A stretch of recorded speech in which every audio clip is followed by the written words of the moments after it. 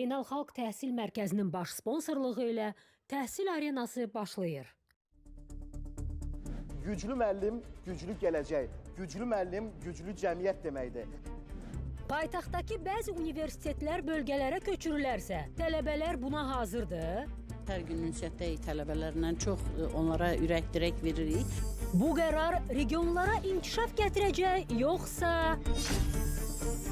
tələbələri bölgələrdə hansı sosial həyat gözləyir? Bu günlərim hamı o tələbə cavab verə bilirmi? Təhsil cəmiyyətinin ən çox danışdığı mövzu təhsil arenasında müzakirə ediləcək.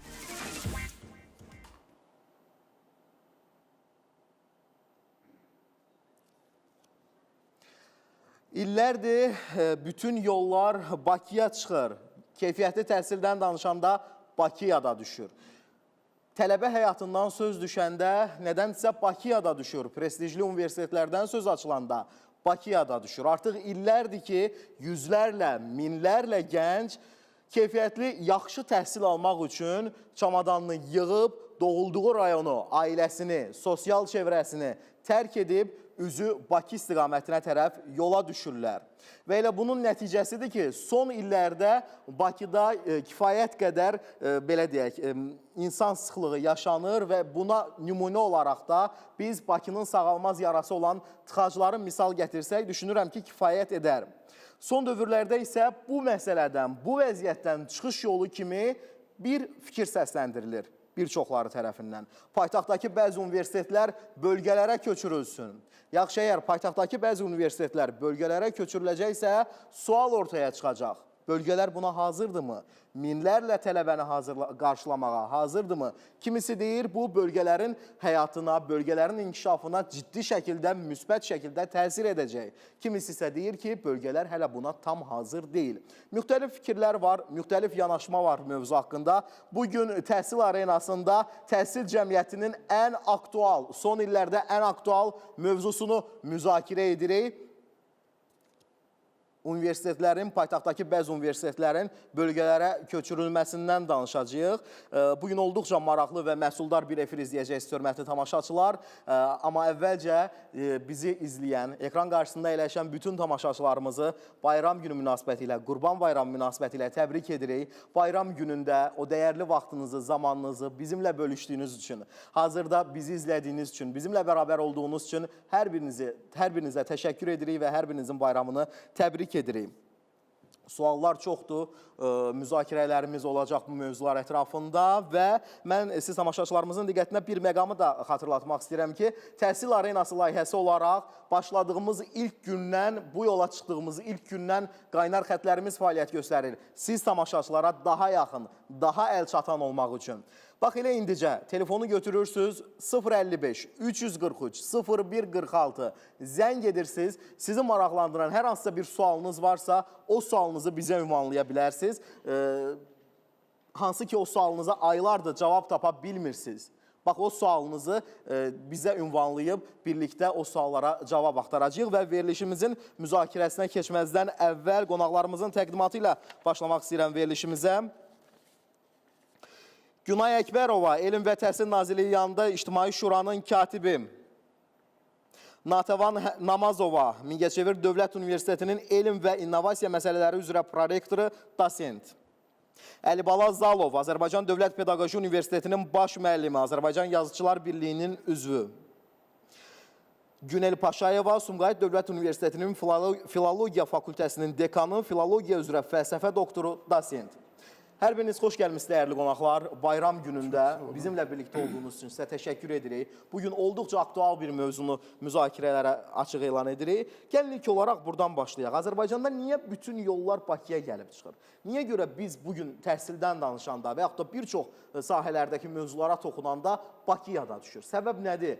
Bölgələr buna kifayət qədər, belə deyək də, o güvəni qazana bilməyibmi bölgələrdəki istər təhsil sistemi olsun, istər digər sosial həyatlar olsun? Əlibala müəllim, ilk olaraq istərdim sizlə başlayaq. Əzizim, Azərbaycan bir canlı orqanizmdir. Bir canlı bədəndir. Onun ürəyi Bakıdır. Amma bu o demək deyil ki, ürək qədər əl əhəmiyyətli deyil, baş əhəmiyyətli deyil. Bu mənada tarix yazılıb ki, Bakı Azərbaycanın yükünü daşısın. Amma elə məsələlər var ki, orada əli, ayağı, gözü, qulağı unutmaq olmaz. Bax, bu mənada insanlar çoxdan yaranmış bir psixologiyadır. Düşünürlər ki, Bakıda xoşbəxtdirlər. Düşünürlər ki, əyalətdə xoşbəxt olmaq mümkün deyil. Yəni bu stereotipi, bu düşüncə tərzini biz necə qıra bilərik? Biz təhsil işçisiyik. Bəli. Həyatımızda təhsilin önəmli rolu var. Təhsil tərbiyələndirməlidir, təhsil inkişaf etdirməlidir, təhsil bilik verməlidir. Düzünü deyim ki, bu mənim subyektiv fikrimdir. Təhsil inkişaf etdirir, bilikləndirir, amma tam tərbiyələndirə bilmir. Ümumiyyətlə, təhsilin işi tərbiyələndirməkdirmi Günay xanım? Həm də. Təhsil ümumiyyətlə kompleks yanaşmadır. Yəni, bütün həm təlim, tədris, tərbiyə, bunlar hamısı eyni vaxtda verilməlidir. Düzdür, təbii ki, bu çox çətin bir prosesdir. Və qaldı ki, sualınıza gəldikdə isə niyə görə məhz Bakıya, Bakı universitetlərinə daha çox axın var. Əslində biz bugün artıq yerli, yəni region universitetlərində görürük ki, kifayət qədər inkişaflar var və region universitetlərinin də hətta qəbul ballarını nəzərə alsaq, burada bir çox hallarda müsbət mənada dinamika ilə qarşılaşırıq, yəni yüksək ballarla qarşılaşırıq ki, artıq gənclərimizin də fikri təkcə Bakıya gəlmək deyil, həm də region universitetlərində oxumaqdır. Amma ümumilikdə bu məsələyə münasibət bildirmək istəsəm, bu təkcə universitetlə kifayətlənən bir məsələ deyil. Bugün bu fikir niyə görə səslənir? Bu fikir ona görə səslənir ki, əgər universitetlər regionlara köçürülsə, o zaman Bakıda tıxac azalacaq. Yəni, konkret olaraq bizim niyyətimiz, məqsədimiz budur. Yaxşı, bəs universitetlərə axın, yəni universitetləri ümumiyyətlə regionlara köçürülməsi prosesi baş versə, Bakıda həqiqətən tıxac azalacaqmı? Çünki ancaq tələbələrmi bizim yerimizi dar eləyir və ya tələbələrmi bu tıxaca səbəb olur? Yəni, biz biraz bunu da düşünməliyik. Məsələ təkcə universitet, tələbə, təhsillə bağlı deyil. Yəni, digər iş yerlərinin də həmçinin kompleks şəkildə regionlara köçürülməsi ilə bağlıdır. Amma sual versəniz ki, bəs yaxşı, bu fikir doğru fikirdirmi? Mənə görə tam olaraq doğru bir yanaşma deyil. Çünki qismən hansısa universitetlərin, hansısa fakültələri regionlara köçürülə bilər. Bu da sırf mövzu ilə və ya onun indeksi ilə bağlı, yəni yanaşması ilə bağlı. Deyək ki, kənd təsərrüfatı sahələrinə aid olan ixtisaslar kənd təsərrüfatı ilə bağlı olan bölgələrdə olsa daha yaxşı olar və s. Məsələn, deyək ki, hansısa bir neftlə bağlı olan ixtisaslar neftə daha yaxın ərazilərdə olsa daha yaxşı olar. Yəni ki, hər bir ixtisasın özünün indeksinə uyğun olan bölgələrdə olması daha aktualdır. Bu şəkildə yanaşırsınız məsələyə. Ümumiyyətlə, mən istərdim ki, az əvvəl biz verilişə başlayanda belə bir sual səsləndirdim. Bölgə universitetləri minlərlə tələbəni qarşılamağa hazırdırmı? Mən istərdim ki, Azərbaycanın əsas şəhərlərindən biri olan Mingəçevir Dövlət Universitetinin rəsmisi olaraq Natavan xanım bu sualımızı cavablandırsın. Bugün təmsil etdiyiniz universitetin şərtləri, belə deyək də, o imkanları qarşılaya bilərmi tələbələri? Ümumiyyətlə, Mingəçevirdə tələbə həyatı nə qədər uğurlu ola bilər? Nə qədər uğurludur hazırda? İlk öncə deyim ki, bəli, mən tamamilə bu fikirlə razıyam ki, region universitetlərimiz gənclərimizin, oradan gələn gənclərimizin eyni ilə Bakıdakı kimi təmin etməyə qadirdir. Çünki əvvəla onlar həmin şəhərin, hansı şəhərdən gəlirlərsə, oranın vətəndaşlarıdır, oranın sakinləridir və öz şəhərlərinə, öz yurtlarına daha böyük, inkişaf etmiş bir mütəxəssis kimi qayıtmaq istəyirlər. Və bugünkü günümüzdə də regionlarımızın həm sosial-iqtisadi inkişafı ilə bağlı, eyni zamanda təhsil sferasında, universitetlərin də inkişafı ilə bağlı görürük ki, həm infrastrukturu, həm onun maddi-texniki bazası ilə yanaşı, kadr potensialının da inkişafı ilə günü-gündən daha böyük nəticələr əldə edirik. Məsələn, universitetlər artıq reyting sistemlərində iştirak edir, beynəlxalq tələbələri cəlb edə bilir. Yəni, oradakı o kadr potensialı və şərait olduğuna görə bu cür məsələlərdə iştirak etməyi, aktivliyi görürük. Və mənim fikrimcə bu günü-gündən də inkişaf edəcək. Regionlarımızdakı universitetlər artıq həm öz büdcələri ilə və yaxud da fərqli büdcələrlə həm daha gözəl təmirli, müasir standartlara uyğun binaları ilə eyni zamanda tələbələrin Ümumiyyətlə, tələbə həyatı üçün. Natəvan xanım, bugün paytaxtdakı bəzi universitetlərin bölgələrə köçürülməsi fikrindən danışırıq. Belə bir fikir, belə deyək də, müzakirələr gedir son aylarda cəmiyyətdə. Bu qərarlaşsa, kəskin olaraq artıq dövlət tərəfindən qərar verilsə, bir Mingəçevir Dövlət Universiteti, Mingəçevir şəhəri hazırdırmı? Qısa olaraq sualımızı cavablandırın. Bəli, hazırdır. Çünki şəhər özü də gəncdir. Gənclər olan, universitetlər olan şəhərlər daha da gənc olur və aktiv olur. Bütün şəhərlərimizin, regionlarımızın o gənclik ruhunu geri qaytara bilərik. Universitetlərimiz də buna istəklidir və istəkli olan bir işdə də uğur qazanmaq olur. Siz nə düşünürsünüz Əlva müəllim bu haqda? Yəni bir təhsil işçisi olaraq illərdir digər universitetlərə də ziyarət etmisiniz, həm də pedaqoji universitetdə hazırda çalışırsınız. Natəvan xanımla həmfikirsiniz bu mövzuda? Sıradan bir məsələ deyil konkret. Sıradan bir məsələ deyil. Çox böyük ağıl tələb eləyir ki, bu işi yüz ölçüb bir biçmək.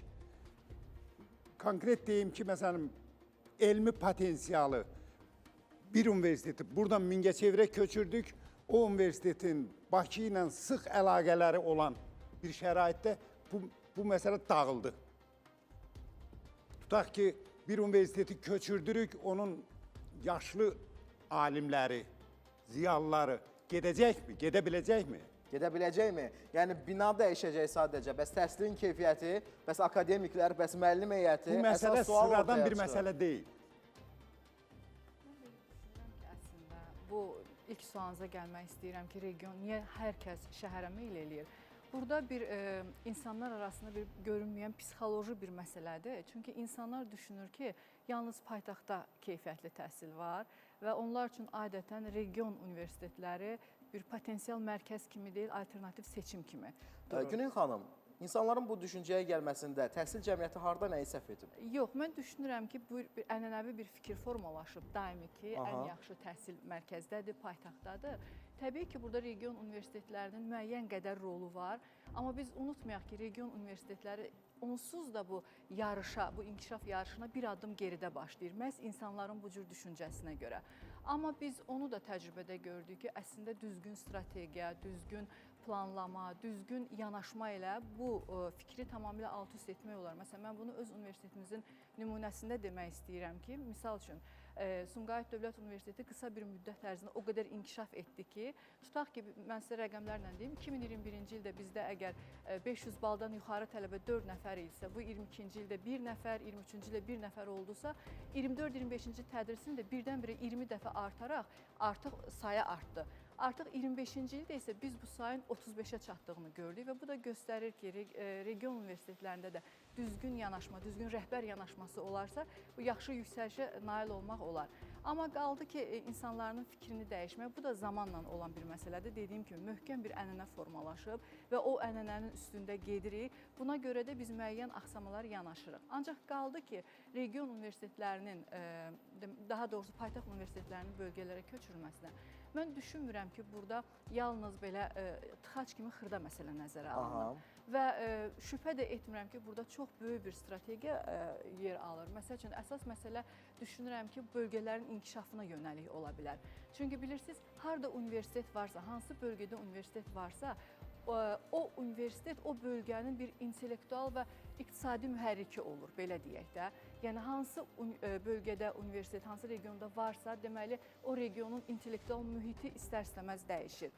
Və mən düşünürəm, çox düzgün qərardır. Çünki beyin axını paytaxtda əgər axın edərsə və yaxud da ki, həmin o gedən gənclər adətən elə orada da iş tapıb, orada qalırsa, biz regionlarda müəyyən boşluğu görmüş oluruq. Və mən düşünürəm ki, bu siyasət çox düzgün siyasətdir, çox yerində işlənmiş siyasətdir və mən düşünmürəm ki, məhz tıxaclara yönəlmiş bir siyasətdir. Təbii ki, məsələ səbəblər təkcə tıxacla yekunlaşmır. Bir çox səbəblər var. Burada kirayə evlər də nəzərdə tutulur, bir çox amillər var, səbəblər var. Amma bölgə universitetlərindən danışanda son illərdə xüsusilə uğurlu nümunə kimi Qarabağ Universitetini göstərə bilərik ki, kifayət qədər gənclər, bugün Azərbaycan gəncləri Xankəndi şəhərində təhsil almağa özləri can atırlar, özləri meyl göstərirlər. Hətta orada hər yeni fakültələr fəaliyyətə başladıqca gənclər tərəfindən kifayət qədər maraq doğurur bu, özləri könüllüdülər. Biz nə edə bilərik ki, Qarabağ Universitetindəki bugün o uğurlu nümunə Gəncə şəhərində, Mingəçevir şəhərində, Sumqayıt şəhərində də yaşansın o izdiham. Keyfiyyətli təhsil. Buyurun Günay xanım. Bir şey əlavə eləmək istəyirəm. Əslində məsələ bizim düşündüyümüzdən biraz daha ciddidir. Çünki burada təkcə universitet və tələbə faktoru deyil. Məsələn, biz bugün hətta Bakıda Bakı sakinlərinin özünə belə baxsaq, görürük ki, valideyn övladını məktəbə yazdırarkən, tutaq ki, Masazırda qalır, Xırdalanda qalır, amma övladını mərkəzə yazdırır. Şəhəri mərkəzə, Gəncliyə, Nərmanov və s. kimi rayonlara yazdırır. Bu zamanda nə yaranır? Yenə də eyni formada tıxac yaranır. Əgər məsələni biz ancaq tıxac və ya və s. kimi məsələlərə yönləndirsək ki, yox, ancaq bölgələrdən axın var, bu yanlış düşüncə olar. Yəni biz bunu bugün artıq həmin valideynlərin erkən yaşda öz övladlarına necə deyim, göstərdiyi o çətinlikdən də görürük. Yəni bir uşağı səhər daha da digər yaşıdlarından 1 saat yarım da erkən durğuzub olduğu ərazidən daha mərkəzdəki məktəbə gətirmək, bu özü də ciddi bir psixolojik problemdir. Hər kəs mərkəzə qaçır, hər kəs mərkəzdə olmaq istəyir, hər kəs meydanda olmaq istəyir. Amma misal üçün Mingəçevir şəhərindən bir misal gətirmək istərdim ki, 2 ay bundan əvvəl belə deyək, bir jurnalist olaraq Mingəçevir şəhərinə bir çəkiliş üçün gedəndə orada müşahidələrimi qısa olaraq sizinlə bölüşmək istərdim ki, yəni kifayət qədər dərsdən sonra gənclərin orada sosial həyatının daha da aktiv olduğunu, əvvəlki illərdə ki, onu görə bilmirdim o qədər. Amma bu sonuncu dəfə 1 ay, 2 ay bundan öncə gedəndə gördüm ki, kifayət qədər musiqili məkanlar var, kifayət qədər gənclərin gedəcəyi kofe məkanları var, kofe shoplar var, hansı ki, Mingəçevir şəhərində kifayət qədər gənclər sıxılır, orada sosial həyat yoxdur və yaxud da məhduddur deyə bilmərik. Mingəçevir, Gəncə, Sumqayıt bu istiqamətdə kifayət qədər uğurlu nümunələr səsləndirə bilərik, elə deyilmi? Hətta biz ötən həftə Mingəçevir Dövlət Universitetinin təşkil etdiyi bir konfransda iştirak etdik və bu konfransda belə həm Türkiyədən müxtəlif qonaqları vardı, həm paytaxt universitetlərindən müxtəlif qonaqları vardı ki, kifayət qədər axın çox idi. Məsələn, mən həmin konfrans haqqında başqa bir paytaxt universitetlərin birinin müəllimindən eşitmişdim və təsəvvür edin ki, paytaxt universitetində işləyən müəllim və digər yoldaş kollektivi ilə birlikdə 20-25 nəfər Bakıdan durub Mingəçevir Dövlət Universitetinə bu konfransa getməyi planlayırlar. Görün necə inkişaf, dinamika, yəni yüksək səviyyədə gedir ki, artıq biz bölgələrimizdə bunu müşahidə edə bilirik. Dünənə baxanda, dünən həmin bölgələrdə olan universitetlərdən Bakıya hansısa bir konfransa və ya bir tədbirə gəlmək istəyən müəllimlər, tələbələr var idisə, bugün artıq mərkəzdən əksinə bölgələrimizdəki universitetlərə gediş var. Ən maraqlısı da bilirsiniz nədir? Yəni, az əvvəl Günay xanım vurğuladı ki, artıq Türkiyədən gəlirlər elmi konfranslara və s. Dəfələrlə şahid olmuşuq, düşünürəm ki, siz də görmüsünüz və bunu təsdiqləyə də bilərsiniz. Türkiyədən, Çindən və digər ölkələrdən təhsil almağa gələn Mingəçevir Dövlət Universitetində, Sumqayıt Dövlət Universitetində, Gəncə şəhərindəki universitetlərdə kifayət qədər tələbələr var. Onlar gəldiyi halda niyə görə Bakıdakı və yaxud da digər regionlardakı tələbələr ancaq Bakıya can atmağa meyillidirlər, Əlibala müəllim? Bunun bir, belə deyək də, şan-şöhrət sevdalısı olmaqla əlaqəsi varmı? Şübhəsiz var. Şübhəsiz var. Amma biraz əvvəl universitetlər bir fikrimi demək istəyirəm. Buyurun, buyurun. Bakının, Azərbaycanın klassik universitetləri var, 100 illik tarixi var. Onları yerindən tərpətmək olmaz. Hansısa bir fakültəsini götürüb köçürə bilərsiniz. Amma o 100 illik tarixi olan universiteti yerindən eləmək olmaz. O ənənə əslində yerdə qalan universitetlərin yaranmasında o universitetlərin xüsusi rolu olub. Ki, bunun əgər elə bir addımı olsa, bunun ciddi fəsadları da ola bilər. Heç şübhəsiz. Heç şübhəsiz. Düşünmürəm əslində. Ona görə düşünmürəm ki, biz universitetə bina kimi baxmamalıyıq. Biz ona aid, yəni sadəcə diplom verən bir müəssisə kimi baxmamalıyıq. Biz ona mühiti formalaşdıran bir ekosistem kimi baxmalıyıq. Və mən düşünürəm ki, təbii ki, həmin o 100 illik universitetin tarixi o özündə qalacaq. Amma mən düşünürəm ki, bəli, bölgələrin inkişafı üçün, oradakı mühiti yaxşılaşdırmaq üçün mütləq köçürmə baş verməlidir. Və ikinci bir tərəfdən də biz nəzərdə tutmayaq da dövlətin, ölkənin gələcəyi yalnız paytaxtı gücləndirməklə mümkün ola bilər. Ölkə o vaxt güclü ola bilər ki, bütün sahələrdə söhbət gedir, sahələrdən söhbət gedir. Bəli. Onun bütün regionları inkişaf etmiş şəkildə olsun. Və bayaq da qeyd etdiyim kimi yenə də mən vurğulayaraq demək istəyirəm ki, universitetlər ölkənin, regionun akademik mühitini, intellektual mühitini yerindən oynadan, onu inkişafa qaldıran əsas mühərrikdir. Biz məsələyə bu cür yanaşsaq, ona bina kimi bu binadan o binaya köçürməyə, bu şəhərdən o şəhərə köçürmək kimi baxmasaq... Əslində, Əlbala müəllimin az əvvəl qeyd etdiyim məsələdə mən nəzərdə tuturam ki, xüsusilə siz Bakı Dövlət Universitetini 100 ildən çox tarixi olan Bakı Dövlət Universitetini, Azərbaycan Dövlət Pedaqoji Universitetini, Azərbaycan Neft Kimya Akademiyasını, bu universitetlər bilirsiniz, Bakının simasıdır. Simas, vizit kartıdır belə deyək. Təbii. Amma Güney xanım sizinlə həmfikir deyil. Olsun, olsun. Amma deyim ki, Güney xanım dedi ki, bina kimi təsəvvür eləməyin. Amma inanın, binanın ənənəni yaşatmaqda çox böyük rolu var. Binanın Bakı Dövlət Universitetinin binası var ha. O tarixi universitet təhsilinin ənənəsidir. Onda siz Güney xanımdan fərqli olaraq sadəcə bir obyekt kimi yanaşmırsınız ona. Qətiyyən. Yəni bir növ məna yüklüyorsunuz. Qətiyyən. Canlı orqanizmdir. Sənaye şəhərində sənaye yönümlü universitet yerləşməsin. Mənə elə gəlir ki, universitet olduğu bölgənin real problemlərini həll etməyə bacarmalıdır.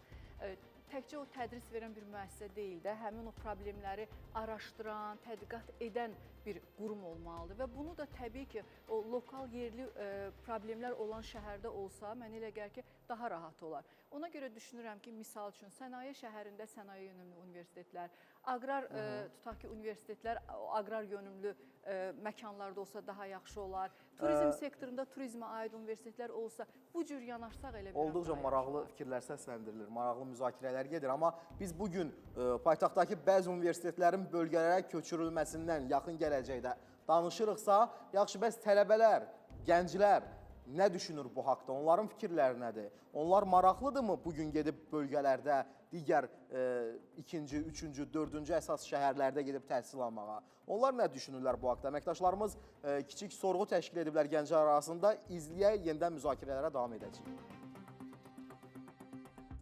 Bakıda yaşayan tələbə üçün çətin olar rayonda təhsilini bitirmək. Ailəsi şəhərdə yaşayır, hansısa bir işlər var. Misal üçün idmançılar Bakıda məşq eləyir, yığma komandalar Bakıdadır. Hər hansı bir işi, peşəsi Bakıda olur deyənə, onun üçün çətin olar rayonda təhsil almaq. Məncə Bakıdakı sıxlığın çoxu tələbələrə görədir. Yəni çünki hər birimiz buradakı universitetləri daha üstün bilirik. Çünki prestijli universitetlər burdadır. Buradakı bəzi universitetlər rayonlara köçürürsə, məncə daha çox tələbə orada təhsil almaq istəyər. Həm buradakı sıxlığı məncə heç kim o dərəcədə bəyənmir. Fikirləşirəm ki, mənim üçün çətin olacaq. Çünki şəhərdə böyümüş bir uşağam. Rayon şəraitini heç öyrəşməmişəm. Amma yəni məcburiyyətdən olsa, yəni məcbur elə bir qərar olsa, yəqin ki, köçərəm ora təhsilimi davam etdirmək üçün. Məncə rayondakı uşaqlar elə rayonda qalıb oxusalar daha yaxşı olar da. Buradakılar da burada. Çünki onlar üçün də çətin olur, buradakılar üçün də çətin olur o barədə. Məncə köçürülməyi daha yaxşı olar deyə düşünürəm. Həm sıxlıq barədə, həm də bu qədər yorucu olmaz özləri üçün də. Amma öyrəşməkləri biraz çətin olacaq. Zaman alacaq da, oradakılar necə gəlib burada öyrəşir, onlar da elə. Həm ailəm çox olacaq, həm yaxınlarım çox olacaq, dostlarım, zaten. Yəni istəmərəm, məsələn, özdə orada olsaydı, yəni getməzdim də bir də rayona. Çünki ailədən çox olmaq istəməzdim. Universitetə əgər rayonda keçsə, mən yəni orada oxumağı seçməyəcəm. Bakıda oxumağı qərar alacam da yəni. Maraqlı fikirlər səsləndirildi gənclər tərəfindən və müşahidə etdinizmi? Çoxu getmək istəmir. Çoxu istəmir bölgələrə təhsil almaq. Bu haqda müzakirələrimiz olacaq. Qısa reklam fasiləsindən sonra yenidən birlikdəyik.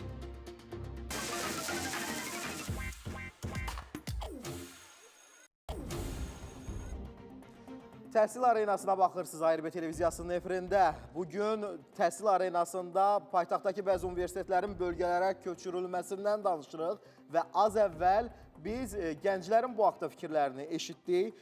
Gənclərin çoxsu getmək istəmir. Deyirlər ki, yəni bölgələrdə olsa ki, təhsil azad seçimdir, çoxu da getməyəcəyini bildirdi. Bu sizcə də biraz üzücü bir vəziyyət deyilmi?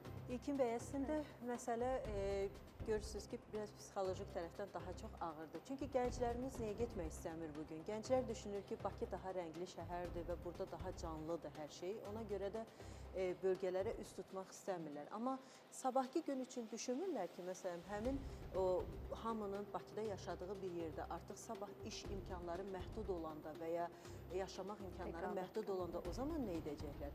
Məhz həmin gənclər elə bölgələrə üst tutmalıdırlar, bölgə universitetlərini, bölgə həyatını seçməlidirlər ki, onlar da sabah gələcək karyeralarında inkişaf etsinlər, yəni o karyeralarını hansısa bir bölgədə qurub daha da böyük bir biznesmenə və ya hansısa bir sahədə mütəxəssisə çevrilə bilərlər. Amma biz bugün deyirik ki, Bakıda sıxlıq var, düzdürmü? Bəli. Məsələn, Bakıda bir ixtisasın sahibini biz tapmaq üçün nə edirik? Çoxlu sayda nümunələr görürük və o nümunələrin içindən uğurlu və ya uğursuz bir seçim edirik. Və ya hər hansı bir məhsulu axtardıqda o məhsula uyğun çox çətinliklə seçim edirik, çünki seçim şansı çoxdur. Amma bunu bölgədə belə deyil, bölgədə daha azdır seçim şansı və bu da həmin o gənclərə imkan yaradır ki, onlar öz gələcək potensiallarını bölgədə gerçəkləşdirib daha da, yəni bugünlə düşünməsinlər ki, hə, bugün Bakıda rəngli həyat var, restoran, kafelər çoxdur, dostlarım buradadır, mən hər gün istədiyim saatda çölə çıxa bilirəm, istədiyim saatda transportla müəyyən yerlərə səyahət eləyə bilirəm. Yəni bununla yetmək lazım deyil ancaq. Mənə çox maraqlıdır Natəvan xanım, bir region universitetinin rəsmisi olaraq az əvvəlki sorğuda danışan gənclərə nə demək istəyərdiniz? Gənclərə əvvəlcə seçdikləri ixtisası nəyə görə seçiblərsə, ona uyğun olaraq da harda işləyəcəklərini əvvəlcədən müəyyən etməlidirlər. Deyəlim, dost, ətraf, sosial mühit, bəli, psixoloji cəhətdən çox təsir edir. Xüsusilə bir nüansı deyim, şəhər tələbələri məncə daha streslidirlər. Məsələn, Mingəçevir Dövlət Universitetinin uşaqları, mən Bakıdan getmişəm də, indi oradakı auditoriya ilə fərqi görürəm. O uşaqlar sanki ailələrinəmi, öz evlərinə yaxındırlarmı, sosial çevrələri doğmalarıdırmı, necəsə daha rahatdılar, daha aqressiv deyirlər və s. Yəni, biraz o hüzurluluq onların digər karyera qayğılarını da azaltmış olur. Məsələn, Bakı şəhərində, bəli, bizdə də tələbələr gəlirlər və qalmaq istəyirlər. İstənilən iş həyatına da, karyerasına da başlamağa çalışırlar. Hətta öz ixtisasları olmasa belə. Rəqabətə dözmək var da, yəni bilinən qədər, yəni hər bir şəhərin özünün bir iqtisadi potensialı var, iş yerləri var və s. Bu rəqabətə dözməyəndə də artıq stres keçirməyə başlayırlar. Və stresdən də təbii ki, fəsadları daha ağır olur. Bəli, gələcək həyatlarında, karyeralarında da daha belə deyək, az nailiyyət əldə edə bilirlər. Sadəcə hansısa başqa peşələrlə məşğul olmağa başlayırlar. Amma regionda qayıtsaydılar və yaxud da regionda təhsil alsaydılar, onlar həm ailələrinə və sosial çevrələrinə yaxın olmuş, eyni zamanda, baxın, şəhərdə yaşayanlar deyirlər, bahalıdır şəhərdə yaşamaq, əvvəlcə bu qayğı ilə başlayırlar. Mən şəhərə qəbul olmuşam, gedib orada ev tapmalıyam, gündəlik yaşayış xərclərimi təmin etməliyəm, ailəsinə hansısa bir maddi yüklə qayğı qoyur. Daha sonra bunları düzəltdikcə də başqa qayğılara keçir və bu stres onlarda daim bir yük olur. Amma regionlarda məncə bu yüklər psixoloji olaraq daha azdır və iş yerləri də kifayət qədərdir. Günü-gündən müəssisələr də artır, öz tələbələr və yaxud da mütəxəssislər özləri yeni biznes sahələri yarada bilirlər və şəhərin daha da inkişafına həqiqətən töhfə verə bilirlər. Ümumiyyətlə, Əlibala müəllim, Güney xanım, o sorğudan izlədiyi fikirləri, oradan qənaətə gəlib belə deyə bilərikmi? Bugün şəhərlərdəki gənclər, daha doğrusu bölgələrdəki gənclər şəhərlərdəki gənclərdən daha cəsarətlidir. Niyə görə? Az əvvəl qeyd etdik ki, bölgələrdə, ucqar kəndlərdə, dağlıq rayonlarda olan gənclər doğma rayonlarını, ailələrini, sosial çevrələrini tərk edib şəhərlərə, universitetlərə keyfiyyətli təhsil üçün gedirlər. Amma şəhərdəki gənclərdən az əvvəlki sorğuda o fikirləri eşitmədik. Deyə bilərikmi belə? Bilirsiniz, Buyurun əvvəl. bilirsiniz, rəhmətli Xudu Məmmədov deyirdi ki, böyük alim Xudu Məmmədov deyirdi ki, siz övladlarınıza vətəni sev deməyin, vətəni tanıdın, tanıdın. O gənclərə, o regionu biz tanıda bilsək, məsələn, mən onlardan fərqli olaraq, mənim yüzlərlə tələbəmin mənə arzusu nədir? Mən Cəbrayilliyəm, Cəbrayildə doğulub böyümüşəm. Cəbrayildə universitet açılsın, siz orada işləyin, biz sizin ardınızca ora gələcəyik. Məncə bu təqdir həqiqətən də çox gözəl. Regionu tanıdaq, o öz oranı sevəcək. Bir Selcan adlı nəvəm var. Xaçmazı aparmışam, Göygölü aparmışam. Hər ay deyir, baba Xaçmaza nə vaxt gedəcəyik? Şəxsiyyətlər muzeyinə. Baba Göygöl'e nə vaxt gedəcəyik? Məncə elə hər şey oradan başlayır. Tanıyır deyə deyir də, tanımasa deyər o sözü. Ona görə də biz gənclərə regionları tanıtmalıyıq. Gənclər görməlidir ki, region Bakıdan daha gözəldir. Məsələn, çox əslində mühüm məqama toxunursunuz. Maraqlıdır, bax o gənclərdən bir sorğu etsək, Gəncə haqqında nə bilirlər? Mingəçevir haqqında, ümumiyyətlə Mingəçevirə və Gəncəyə Sumqayıt yaxın olduğu üçün demirik Sumqayıtı. Mingəçevir, Gəncə, Naxçıvana, Qazaxa gediblərmi bir dəfə belə olsun? Nə bilirlər, necə məlumatlıdırlar? Buyurun Günay xanım. Başlayın sözünüzü kəsdim. Müəllimin sözünə qüvvət, həqiqətən də bu belədir. Əgər həmin gənclərimiz bölgələrimizi tanısa, onda başa düşərlər ki, əslində bölgələrdə daha çox potensial və daha gözəl şərait var. Biz demək olar ki, 2 ildir ki, hər həftə sonu siz də bilirsiniz, müəyyən bölgələrə gedirik və hər həftə hansı bölgəyə gedirəmsə, mən özümü həmin bölgədən hiss edirəm. Və düşünürəm ki, məsələn, ötən həftə Mingəçevirə getmişdim və düşünürəm ki, Mingəçeviri ən çox sevirəm. Və ya da ki, ondan öncəki həftə düzdür, biz Sumqayıtı region qisminə qoymuruq, paytaxta o qədər yaxındır, əlaqələr və sıx. Hətta deyə bilərik ki, Sumqayıt regionlarla paytaxt arasında bir növ körpü və ya nə bilim bir yaxın qonşu rolunu oynayır deyə biz artıq, amma eyni formada da Sumqayıt, məsələn, deyək ki, həm Sumqayıt şəhəri üzrə, həm Sumqayıt Dövlət Universiteti üzrə, məsələn, baxırıq ki, digər universitetlərdə də elədir, digər şəhərlərdə də elədir. Hansısa biz şəhərə gediriksə, məsələn, Şəkinin özü Pedaqoji Universitetinin Şəki filialı. Mən bir neçə dəfə olmuşam və həmin vaxtda orada da olduğum müddətdə doğrudan da çox böyük bir potensialla qarşılaşmışam və ya deyək ki, digər universitetlərimizdə də bu belədir. Məsələn, biz bugün Qarabağı uğurlu nümunə kimi çəkirik. Niyə görə çəkirik? Çünki Qarabağ demək olar ki, universitet şəhərciyidir. Bir çox ixtisasları il-ildən də artırırlar və bütün şəhərin özü ümumiyyətlə universitet şəhərciyi və ya şəhəri kimi başlayır fəaliyyət göstərməyə. Bu da həm bizi sevindirir, həm tələbələri sevindirir. Çünki orada müəyyən fəaliyyətlərlə məşğul olmaq üçün vaxt tapırlar onlar və Bakıda axtardıqları fəaliyyətləri orada da görürlər. Qismən də olsa, müəyyən qədər də olsa orada da görürlər.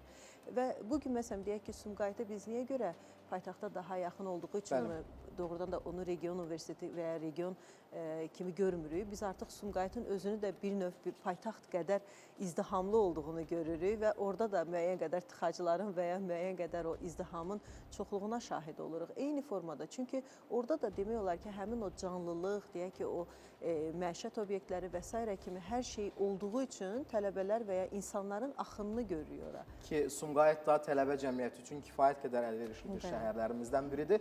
Siz nə düşünürsünüz Günay xanım bu haqda? Ümumiyyətlə, gəlin belə bir qənaətə gələk, belə bir fikrə gələ bilərikmi? Bugünkü gündə, bugünkü təhsil sistemində bölgə universitetləri paytaxtdakı prestijli universitetlərlə rəqabətə girə bilər? İlkin müəllim, mən bayaq da qeyd elədim. Bax, həmin o fikirlərə görə, həmin o stereotiplərə görə bölgə universitetləri onsuz da paytaxt universitetlərindən yarışda bir adım geridə qalır. Çünki yenə də qeyd etdiyim, bayaq da qeyd etdiyim kimi, valideynlər və tələbələr özünüz də gördünüz həmin gənclərin fikirlərindən ki, onlar potensial mərkəz kimi region universitetlərinə baxmırlar. Onlar alternativ seçim kimi baxırlar. Və biz bunu tələbələrlə ünsiyyətdə olanda da görürük ki, bəzən hətta onlara təsəlli vermək məcburiyyətində oluruq ki, narahat olmayın, universitet çox gözəl universitetdir və bunu davamlı şəkildə biz illərdir görürük. Amma burada dediyim kimi yarışda bir adım geridə qalırlar. Amma burada rəhbər yanaşmasından, kollektiv yanaşmasından, mühitdən də çox şey asılıdır. Biz artıq, mən tam əminliklə buna deyə bilərəm. Baxın, bizim hansı tələbəmiz kimin dillə eşidirik ki, Türkiyədə universitet seçir, deyir ki, bu Van'da yerləşir. Mən getmirəm, məhz İstanbulda və yaxud da Ankara'da universitet axtarıram. Amma bu hələ ki bizdə qalır, amma qırılmaq üzrədir. Yəni bu gənclər də mən etalon hesab eləmirəm bayaq səsləndirilən fikirləri, çox az bir qismidir. Bugün əgər bizim tələbələrimiz Qarabağ Universitetinə gedirsə, çox könüllü şəkildə Və yaxud da bayaq sizə rəqəmlər sadaladım. Mən 500-dən artıq bal toplayan tələbələrin sayı Sumqayıt Dövlət Universitetində 20 dəfəyə qədər qalxırsa, deməli biz bu fikirləri artıq qırmaqdayıq və yaxın gələcəkdə doğrudan da biz buna nail olacağıq ki, bizim tələbələrimiz və valideynlərimiz universiteti keyfiyyətinə görə qiymətləndirəcək, nəinki onun coğrafi yerləşməsinə Sizcə görə. biz o gənclərin səsləndirdiyi fikirlərə az bir qism deyə bilərik? Mən az bir Dünən qism və deyirəm. bugün əməkdaşlarımızın keçirdiyi sorğunun nəticəsidir o. Yəni 10 nəfərdən 3-ü o düşüncədə ola bilərdi. Paytaxtın müxtəlif yerlərində keçirilən sorğuda, yəni 8 nəfərin aşağı-yuxarı eyni fikirdə olması sizcə də hansısa həyəcan siqnalından xəbər vermirmi? Qarabağ Universitetini seçən gənclər bizə bunu deməyə əsas verir ki, bəli, Təbii, gənclər onu artıq uğurlu keyfiyyəti bilmək seçməyi lazım. bacarır. Ümumiyyətlə, müəllimlər, akademik heyət, az əvvəl Əlbalan müəllimi çox mühüm məsələyə toxundu. Universitetin binasını dəyişdik. Bəs təhsilin keyfiyyəti necə? Gedəcəklərmi o müəllimlər? Təbii ki, dövlət əgər bu siyasəti, bu strategiyanı fikirləşirsə, təkcə binanı dəyişməklə kifayətlənməyəcək. Burada mənzil dəstəyi də olacaq. Necə ki, biz bu nümunəni Qarabağ Universitetində görürük. Orada mühit dəyişikliyi də olacaq. Yəni, dəstəkləyici mühit mütləq ki, yaranacaq. Və mən düşünürəm ki, biz burada kadr potensialından əziyyət çəkməyəcəyik. Çox belə az bir müddət ola bilər bu boşluğu biz görək, amma mənə elə gəlir ki, və mən bəlkə də buna əminəm ki, biz bu boşluğu doldurmağı bacaracağıq. Misal üçün, Mən öz... var. Hansı ki, biz artıq regionlarımızla mərkəz şəhərlərinin də tələbələrini, müəllimlərini müəyyən bir semestrdə bir müddətlik mübadilə edirik, dəvət edirik. Şəhərdən, paytaxtdan gələnlər var. Bizim universitetdən şəhər universitetlərinə qonaq alim kimi, qonaq məruzətçi kimi çıxış edənlər var. Yəni, bu mübadilənin özü də o dediyiniz məsələni artıq məncə yoluna qoya bilər və elə bir ciddi boşluq yaranmayacaq fikrimcə. Hətta dünyadan da alimləri çağırırıq biz mübadilə ilə. Ən gözəl nümunə sizsiniz. Bakıdan Mingəçevir şəhərinə getmisinizsə, deməli bu çətin olmamalıdır. Biz məsələn Azərbaycan Dövlət Neft Akademiyasından, Sənaye Universitetindən demək belə bir proqram eləmişik. Digər universitetlərlə də eynən Türkiyənin bir neçə universitetlərindən bu proqramı etmişik. Hətta təcrübəyə belə xaricə biz tələbə göndəririk. Gəlin belə bir təsəvvür yaradaq. Nümunə deyil, Mingəçevir Dövlət Universitetində yenə də nümunə çəkəcəyim. Amma mən gözümlə gördüyüm, şahid olduğum şeyləri deməyə daha çox üstün tuturam. Məsələn, mən artıq bir neçə dəfə orada olmuşam deyə daha dərindən müəyyən suallarıma cavab tapmışam. Daha hakimsiniz. Bəli, daha hakimim. Məsələn, biz oradakı müəllimlərdən soruşanda ki, siz Mingəçevirlisinizmi, yoxsa hardansa gəlmişsiniz? Əksər müəllimlər hardansa gəliblər. Yəni, paytaxtdan özü də əksər gəliblər. Əslində bu təqdirə layiq addımdır. Bu təqdirə layiqdir, bəli. Düzdür, mən Əlibala müəllimin dediyi ilə razıyam ki, yəni müəyyən qədər əlbəttə ki, həvəsləndirmə tədbirləri olmalıdır ki, müəllimlər və ya tələbələr maraqlı olsunlar, maraqlı olsunlar, bəli. Motivasiya olmasa... Ümumiyyətlə, gəlin belə bir təsəvvür edək də, yəni Göyçay şəhərində Azərbaycanımızın mərkəzi şəhərlərindən biridir, rayonlarından biridir. Pedaqoji Universitetinin bir neçə fakültəsini, belə deyək, bu istiqamət üzrə daşıyırlar ora, köçürülür ora. İllərdir Pedaqoji Universitetinin baş müəllimi olaraq, bir dərs deyən müəllimi olaraq, Əlibala müəllim mənə çox maraqlıdır. Təbii indi söhbət Cəbrayıl rayonundan getmir. Göyçay şəhərində gedib dərs deməyə maraqlı olarsınızmı bir müəllim? Elə. Mən təbiətə bağlı adamam. Təbiətə çox bağlıyam. Lökbatamda yaşayıram. Evimdə, həyətimdə Cəbrayılın iqlimin, şəraitini yaratmışam. Mən gedərəm. Amma hamı mı gedər? Hamı mı gedər? Tələbələr mi gedər? Tələbələr çoxluq şəklində gedərmi? Əksəriyyət gedərmi? Gedərmi? Böyük sual ortaya çıxır. Bax, bunun arxasında həm sosial, həm psixoloji məqam var. Görmürük. Həm sosial, həm psixoloji məqam var. Bakıda ali məktəbi bitirib iş tapmaq asandır. Göyçayda bu tələbə universitetin filan fakültəsini bitirib orada iş tapa biləcəkmi? Bax, bu məsələlər məxsusi rol oynayır. Bütün rayonlarda, təkcə Göyçay, Cəbrayıl yox, bütün rayonlarda. Orada universitet yaratdıq. Tələbə köçdü ora, orada oxudu, qurtardı, məzun oldu. Biz orada onu istədiyi işinə təmin edə biləcəyikmi? Amma yenidən... Başqalarına nümunə ola. Əslində, universitetləri bölgələrə köçürmək, bölgələrdəki sosial həyatın, iqtisadi həyatın inkişaf etməsi deməkdir.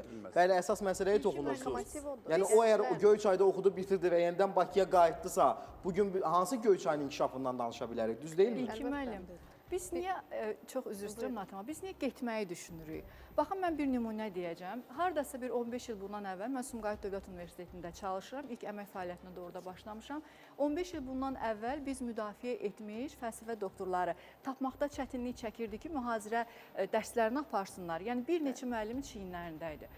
Bu günləri həmin kafedrada 33 nəfər əməkdaşın 30 nəfəri müdafiə edib. Yəni biz ancaq gətirməyi düşünürük, amma düşünmürük ki, həmin region universitetlərində də əməkdaşlar inkişaf edir, insanlar inkişaf edir. Yəni universitetin regionuna köçürülməsinin bir müsbət tərəfi də oradadır ki, orada gözlə görüləcək dərəcədə inkişaf var. Bu günləri bayaq qeyd etdiyim kimi bir kafedranın 30 əməkdaşını müdafiə edib fəlsəfə doktoru olmağı mənə elə gəlir ki, bir universitet üçün böyük nailiyyətdir. Və biz elə bu məsələ bu cürdə yanaşsaq, mənə elə gəlir ki, o gətirilmə, aparılma, müəllimin getmə kimi problemi gözümüzdə böyütmərik. Mən belə düşünürəm. Müxtəlif fikirlər səsləndirilir. Olduqca maraqlı müzakirələr gedir bu mövzu ətrafında. Amma bölgə universitetlərinin bir təqdirə layiq addımı da var. Az əvvəl redaktorumuz bildirdi. Biz bunu müzakirə zamanı bəlkə də unutduq. Bu mövzu ilə bağlı kifayət qədər tamaşaçılar tərəfindən reaksiya var. Zənglər, mesajlar daxil olur. Hər kəs öz fikirlərini səsləndirir. Təhsil cəmiyyətinin ən aktual mövzusunu müzakirə edirik bugün təhsil arenasında. Bir xanım zəng edib deyir ki, mənim təhsil almağım üçün Mingəçevir Dövlət Universitetinin kifayət qədər mənə köməyi də idi. Yəni, ailəm tərəfindən Bakıya göndərilməyimə qarşı idi ailəm. Bunu istəmirdi. İndi bəzi ailələrdə Bakıya göndərilməyinə razı olmurlar. Və Mingəçevir Dövlət Universitetində təhsil almağım, mən Zərdabdan gəlirdim Mingəçevir Dövlət Universitetinə və kifayət qədər bugün onun həyatında hansısa bir səviyyəyə çatmasında səhv etməmsə xanım pedaqoq olaraq çalışır hazırda. Mingəçevir Dövlət Universitetinin kifayət qədər uğurlu bir əsaslı dəyişiklik edib onun həyatında. Ki o universitet olmasaydı bəlkə də xanım ali təhsil almaq imkanından məhrum ola bilərdi. Gəlin bunu da biz səsləndirək ki, bölgə universitetləri bölgələrdə, ucqar kəndlərdə yaşayan qızların, gənc qızların təhsil almasına kifayət qədər imkanlar, əsaslı imkanlar yaradır. Yəni bunu bugün qaynar xəttimizə daxil olan onlarla zəngdən ən azından 3-ündə, 4-ündə deyilir bu. Ki, bölgə universitetləri kifayət qədər bu istiqamətdə əsaslı rol oynayır. Yəni, buyurun. Həqiqətən çox xoş oldu. Təşəkkür edirəm bu qeydiniz üçün. Həqiqətən elədir. Düşünün, məsələn, Mingəçevir, bu region, mərkəzi aran regionları biz coğrafi olaraq da mərkəzdir və digər yaxın regionların bizim tələbələrimizin, hətta işçilərimizin, pedaqoq heyətinin də böyük əksəriyyəti yaxın regionlardır. Şəkidən, Yevlaxdan, Zərdabdan, Ucardan və s. Və mən ona görə qeyd edirəm ki, həmin insanlar nəinki maddi cəhətdən sıxıntı çəkmirlər, yaxın olduğu üçün. Eyni zamanda psixoloji olaraq da rahatdırlar. Evlərinə, ailələrinə və eyni zamanda bəli, təhsil alıb, mütəxəssis olub, yeridən öz rayonunda, kəndində, şəhərində bir fəaliyyətlə məşğul olmağa, qayıtmağa yerləri də var və onu da istəyirlər. Və bu düz deyirsiniz ki, bizdə uşaqların, gənclərin 18-19 yaşları elə bir yaşdır ki, ailədən qopub tamamilə fərqli bir mühitə düşməsi özü həmin şəxsin psixoloji həyatında bir döngü bir mərhələsidir və hər kəs bundan uğurlu çıxa bilmir. Bəzən olur ki, uşaqlar hətta xaricə gedirlər, uğurlu nailiyyətləri olur, amma bundan hər kəs mi qalib çıxa bilir? Hər kəs bacara bilirmi? Bilirsiniz, Günay xanım, biz belə deyə bilərikmi? Belə bir düşüncə də formalaşıb cəmiyyətdə ki, əgər bugün universitetlər Bakıdan bölgəyə köçürülsə, təhsil cəmiyyətindəki problemlər də elə universitetlərlə birlikdə Bakıdan bölgələrə daşınacaq. Bu fikirlə razısınız? Əslində, mən bu fikirlə razı deyiləm, yenə deyirəm. Məsələn, bu yaxınlarda mən Sumqayıt Dövlət Universitetinin təşkil etdiyi karyera sərgisində iştirak etdim və inanın, o qədər çox iş imkanları işçilər, işverən qurumlar gətirmişdi ki, ora. Yəni, bir, belə deyək də, region universitetinə bu qədər iş təklifi ilə gəlinməsi, bu özü kifayət qədər inkişaf deməkdir. Yəni, yüksək dinamikadır bu. Yəni, biz burada nəyi müşahidə edirik? Biz ancaq demirik ki, tələbəni getsin region universitetində təhsilini alsın və qayıtsın və ya orada qalsın, sadəcə yəni boş-boşuna fırlansın. Yəni, belə bir şey yoxdur. Tələbə əgər gedib bir mühitə düşürsə, o mühitdə özünü formalaşdırmağı bacarmalıdır. Yəni, tutaq ki, regiona düşdü mü tələbə, həmin regiona uyğunlaşır. Artıq həmin regionda mən nəyi edə bilərəm? Regionun inkişafı üçün və ya öz inkişafım üçün nə edə bilərəm? Bunları fikirləşir. Və biz əgər bugün görürüksə ki, məsələn, həmin Sumqayıt Dövlət Universitetinin karyera sərgisində kifayət qədər çox fürsətlər yaradan şirkətlər gəlibsə və yerli sakinlər üçün bu fürsətləri verirlərsə, bu özü o deməkdir ki, artıq bir bölgənin inkişafı üstündür, yüksəkdir. Bəli, tələb var. Bəli. Yəni əslində biz demək olar ki, beyin, düşüncə olaraq bundan razıyıq və buna doğru gedirik. Bəli, razıyam müəllimin dedikləri ilə ki, biz bütövlükdə bəlkə bir binanı, bir tarixi apara bilmərik. Mən bunu əvvəlcə də demişəm və daha öncə başqa bir çıxışda da bunu bildirmişəm ki, məncə mənim düşüncəmə görə hansısa universitetin uyğun ixtisaslarını, uyğun indekslərini aparsaq biz ora daha yaxşı olar. Yəni, tutaq ki, məsələn, deyək ki, şagird və ya tələbə oxuyur kənd təsərrüfatında, bu uşaq amma Bakının düz mərkəzində oturub hansısa mərkəz universitetində, yəni burada inkişafdan və ancaq nəzəri dərslərdən qırağa çıxa bilməyəcək. Ona görə də məhz elə ixtisaslar var ki, elə fakültələr var ki, onlar mütləq formada bölgələrdə olmalıdır. Aydındır. Ümumiyyətlə, Əlibala müəllim, hansı əsaslı 3 addım atılmalıdır ki, bugün gənclər özləri maraqlı olsunlar bölgələrdə təhsil almağa? Bölgələr inkişaf etdirilməlidir. Bir. Bölgələr inkişaf etdirilməlidir. Orada yaşamaq baxımından adamlar maraqlandırılmalıdır. Gəl desin, qucaq açsın. Cəbrayildə yaşaması üçün Cəbrailin şəraiti olmalıdır. O şəraiti yaratmalısan ki, Cəbrail deyək ki, gəl və sən də gedəsən. Üçüncü hansı əsas addımı hesab edirsiniz ki, bu addım atılsa insanlar özləri könüllü şəkildə gedəcəklər? Bu, mənim biraz yaralı yerimdir. Buyurun. Bilirsiniz, Qısa olaraq. müharibəni yaşadıq, getdilər, döyüşdülər, qalib gəldilər. Sən oranı çiçəkləndir, mənim nəvələrim ora gedəcək. Təşəkkür edirik fikirləriniz üçün ki, bu istiqamətdə, yəni bölgələrdə, istər digər şəhərlərimizdə, regionlarda kifayət qədər uğurlu islahatlar aparılır. Biz bundan da danışaq, uğurlu islahatları da görürük ki, kifayət qədər gənclərin marağı, universitetlərin inkişafı üçün uğurlu islahatlar aparılır. Amma mən verilişimizin baş sponsoruna təşəkkür etmək istəyirəm. Beynəlxalq Təhsil Mərkəzinə təşəkkür edirik. Beynəlxalq Təhsil Mərkəzində 40 növ təhsil xidməti göstərilir. Heç bir imtahan vermədən bakalavr, magistratura, doktorantura dərəcələri üzrə öndə gedən universitetlərə imtahansız qəbul imkanı Beynəlxalq Təhsil Mərkəzində mümkündür. Eyni zamanda mərkəz vasitəsilə təhsil alan tələbələr təhsil müddəti zamanı təcrübə imkanlarına və məzun olduqdan sonra işlə təmin edilə bilərlər. Bununla yanaşı təhsil müddətində yüksək nəticə əldə edən tələbələr mərkəz tərəfindən xüsusi təqaüd də qazanırlar. Qeyd edək ki, mərkəz 21 ölkədə 140 universitetlə rəsmi olaraq əməkdaşlıq edir. Beynəlxalq Təhsil Mərkəzinin əlaqə nömrələrini xatırlatmaq istəyirəm. 051 44 43. Təhsil Arenası layihəsinin baş sponsoru Beynəlxalq Təhsil Mərkəzinə təşəkkür edirik və müxtəlif fikirlər səsləndirildi.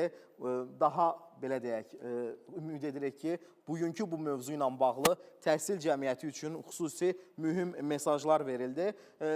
Qonaqlarımız kimisi dedi, universitetlərin bölgələrə köçürülməsi uğurlu addım hesab oluna bilər. Digər tərəfdən isə boşluqlar, bu sahədəki ciddi problemlər də əsaslandırıldı. Amma gəlin onu deyək ki, məsələ təkcə universitetlərin bölgələrə köçürülməsi deyil. Gənclər təhsil zamanı, təhsil seçimi zamanı Bakıya, Gəncəyə, Mingəçevirə, əsas şəhərlərə məcburi seçim edib getməməlidir. Özləri könüllü olaraq getməlidir. Çünki təhsil sistemi təkcə paytaxtda uğurlu nümunə kimi təqdim oluna bilməz. Təhsil seçimi ölkənin hər yerində yaşayan hər kəs üçün kifayət qədər keyfiyyətli təhsil təqdim olunmalıdır ki, və biz onda bərabərlikdən və təhsil sistemindəki uğurlu sistemdən danışa bilərik ki, bununla bağlı da kifayət qədər nümunələr səsləndirildi. Təhsil arenasına baxırdınız. Sabah eyni saatda, eyni məkanda görüşmək ümidi ilə salamat qalın.